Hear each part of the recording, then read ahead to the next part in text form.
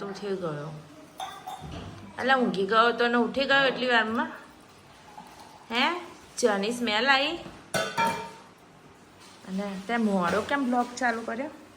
જે મારા કામમાં મોડું થઈ ગયું પહેલા જે લેટ ચાલુ કર્યું હું એકલી જતી હા સાંજનો ચાલુ કર્યો ને. આજે સાંજનો ચાલુ કર્યો કેમ કે કાલે અમે ગયેલા આના તો બહુ થાકી ગયા હતા. કાલે બહાર ગયા હતા એટલે ફર્યા એટલે બહુ થાકી ગઈ અને સવારે વહેલા ઉઠ્યા છોકરાઓને સ્કૂલ જવાનું હતું એટલે આજે લેટ ચાલુ કર્યું. શું કહું છું? શું લાવી? શું મમ લાવી? જવાનું લાવીશું હે ને? જવાનું લાવી તું તો. અને આ શું છે બંટી પપ્પાએ શું આપ્યું? શું આપ્યું તને? બારકા હે રવ મને આપો.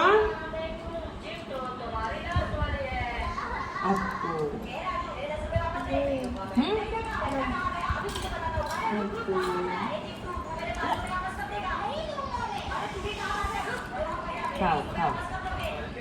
કહીએ ને કે ટ્યુશનની રજા છે એમ કઈ ટ્યુશન જ જવાનું. ચાલો ફટાફટ તૈયાર થઈ જાઓ. આપણે આજે દેખે રિએક્શન એમનું શું છે. હમણાં બિચારાને હું રોજનું લાગ્યું તો જતા જ રહેવાના આપણા પણ છોકરા જે દેખે તો ખરા. અને પછી એમ કહીશું કે રજા છે તો એમનું મોડાનું રિએક્શન જોઈશું કે કેવું છે. સૌમ્યને કાંઈ ફરક ના પડે. સમય તો એમ બી વિચારો 8:30નો જાય છે 4:30 આવે છે. આમ તો આપણે એટલી જ નાતા હતા તો કંટાળી જતા હતા. આઈને સીધો તો ટ્યુશન જતો નથી તારો. સારું ચલો ને આજે રિએક્શન તો જોઈએ એના મોઢાનું. બેટા સ્કૂલમાં શું કર્યું? હા કરાટે કોમ્પ્યુટર સર બાર રમાડવા ગયા ને તે છોકરાઓ હતા મોટા મોટા એ લોકો એકની ઉપર એક ચડવા લાગ્યા. એવું કરવા લાગ્યા તો હા ચલો ચા પી લો પછી. છેલ્લો છોકરો છેક ઉપર ચડી ગયો. ઓ બાપરે એવું છે. એ કેમ ખબર છે બેટા?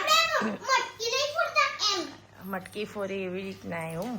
છેક તાર પર લગાડી પેલા લોકો પર ઉપર ચડવું પડે હા એવી એવી રીતે. હા તો ચલો ચા નાસ્તો કરી લો. એવો સાંભળ કીધેલો. ચા નાસ્તો કરી લે પછી ટ્યુશન જવાનું નહીં. તો ઓકે ટ્યુશન જવાનું છે ને? હા પૂછો. હા તો આઈ કાર્ડ આરીને બેટા આંખમાં વાગશે. હા ચાલ આપી દો. આ શું કરું છું? સો મેં એક વાત કહું હે આજે ટ્યુશનમાં રજા છે. હું છે ને તારી જો પ્રેન્ક કરવા માંગતી હતી પણ તને તો કંટાળો આવતો જ નહીં ટ્યુશન જવામાં. એ તારે રિએક્શન જ કશું ને પ્રેન્ક મારું ટાઈટ ફીસ થઈ ગયો. નાલી અમાર પરસોં નીકળ્યું કાલ સ્કૂલમાં હતો તારનો એવું જ? કાકાઈ બસ એટલી ફાટ દોડાઈ ને એવું મજા આવી ગઈ. તો લાખ તાલી આપી દો મમ્મી. આ નંબર 5 1 અને 5 બી પાછળ રહી ગઈ. એવું હા લો સૌમ્ય તો ખુશ થઈ ગયો રજા કીધી ટ્યુશનની તો. બહુ ફાસ્ટ ચલાઈ હતી. સારું ચાલ ચા નાસ્તો કરી લે શાંતિથી. પછી છે ને આપણે વાળ કપાવવા જઈએ તારા. હા ચાલ બેસી જા. ચાલ ચા પી લે તું. એક સબ્જેક્ટમાં તો લેસન પતી ગયું છે, બીજા સબ્જેક્ટનું લેસન ચાલુ કર્યું છે. સૌમ્યા લાઈન ફોલો કરવાની હોય, રેડ થી બ્લુ લાઈન. ઓકે હા. આજે સૌમ્ય માનસી મમ્મા જોડે બેસી ગયો છે હોમવર્ક કરવા. જોવા લો ને કાનો માત્ર કરવાનો એટલે ચાલો જોવા. તો એ ધમધમાઈને હોમવર્ક ચાલે છે. ઉપર ગેપ રાખ જોડે નહીં બેટા, ગેપ રાખવાની જોડે નહીં લખવાની.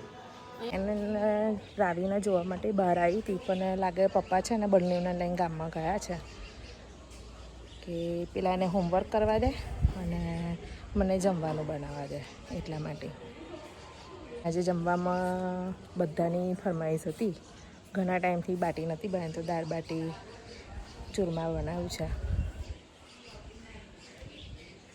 બાટી બફાઈને રેડી થઈ ગઈ છે. આ દાળ પણ બફાઈ ગઈ છે. હવે એનો વઘાર મારીશ. વઘાર માટે બધું રેડી કરી દીધું છે.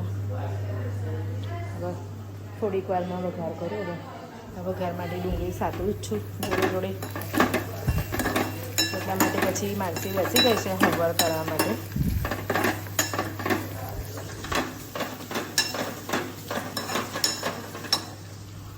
પાટી કઈ રીતના બનાવી એ તમને હું એની રીત કહું છું, કેમ કે મારે એ વિડીયો લેવાનો રહી ગયો છે. તો હું તમને કહું છું કે શું નાખ્યું. તો આની અંદર ઘઉંનો લોટ નાખ્યો છે મોટો વાટકો, અને એની અંદર સોજી નાખી નાની વાડકી, ને એનાથી નાની વાડકી અને ચણાનો લોટ નાખ્યો, અને સ્વાદ અનુસાર મીઠું, અને ઘીનું મોવન નાખ્યું છે, અને ખાવાનો સોડા નાખ્યો. સોડા નાખવાથી એકદમ સોફ્ટ જેવો એકદમ સોફ્ટ બને એનાથી. અને પછી ગરમ પાણી તપેલામાં મૂક્યું, અને ગરમ ઉકળી ગયું પાણી એટલે એની અંદર બાફા અમે મૂકી દીધી. અને બાટી ક્યારે બફાઈ જાય કે નીચેથી લાડવા બધા ઉપર આવી જાય એટલે સમજી લેવાનું કે બફાઈ ગઈ બાટી. પછી બફાઈ ગયું એટલે મેં કરી લીધી દાળ, અને સહેજવા ઠંડી થાય પછી અમે ફ્રાય કરી લેવાની, તેલમાં તળી લેવાની. લો મારી છોકરીએ મારું કામ ઓછું કરી દીધું. શું કર્યું બેટા? ડોલકા બી તે ધોઈ કાઢ્યા, વાસણ બી ધોઈ કાઢ્યા. Very good. ચલો મમ્મીને હેલ્પ કરો એ બી સારું જ કામ કહેવાય. હે બેટા, બધું શીખવાનું આપણે. શીખેલી જ હતી? કોને શીખવાડ્યું? એવું છે? અમને લોકોને જોઈ તો ધોઈ કાઢ. તે તો પાટલીનો સહારો લીધો છે નીચે. એવું છે એમ? સારું. પછી અંદર આવી જાય બેટા બધું બંધ કરીને. ઓકે. થયું ને, અમારી છોકરીઓને કશું શીખવાડવું ના પડે. અમને જોઈને બધું શીખી ગઈ છે. અને સારી વાત કહેવાય કે ભણવું એકલું જ નહીં, પણ છોકરીઓને બીજું બધું કામ બી શીખવાડવું પડે. અને કરે એ સારી જ કહેવાય. ભલે એમની ઉંમર નહીં, પણ એમની જાતે કરે છે. અમારું જોઈને શું છોકરીઓ શીખે છે, સારી જ વાત કહેવાય. અને દેખો ફ્રેન્ડ્સ, તમારી જોડે વાતો કરતાં મારો વઘાર પણ થઈ ગયો. હવે આ વઘારું દાળમાં નાખી દઈશ. વાતો કરતા ગયા અને કામ કરતા ગયા. એ કામ થયું, તમારી જોડે વાત પણ થઈ, અને મારું કામ પણ પતી ગયું. તો ફાઇનલી વઘાર અંદર એડ કરી દીધો છે.